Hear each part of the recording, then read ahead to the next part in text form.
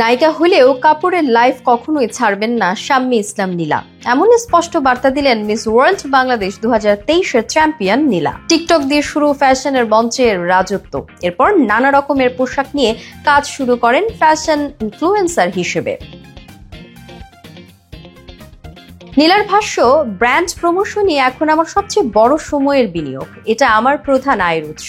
তিনি আরো বলেন, আগামী দিনে যদি নায়িকাও হয়ে যায়, আড্ডা দিতে দিতে কাপড়ের লাইফ শুরু করব, কারণ এটা আমার একান্তই ভালোবাসার জায়গা।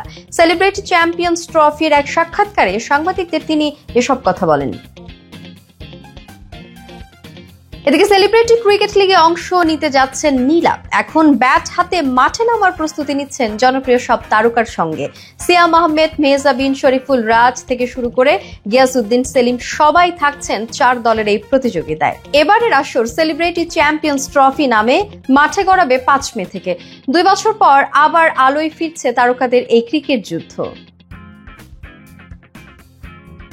এদিকে নীলা জানালেন, মঞ্চে নিজের যোগ্যতা প্রমাণের জন্যই নাকি মিস ওয়ার্ল্ড বাংলাদেশে অংশগ্রহণ করেছিলেন। তিনি বলেন, আমি দেখাতে চেয়েছিলাম আমার ক্যাপাবিলিটি কি।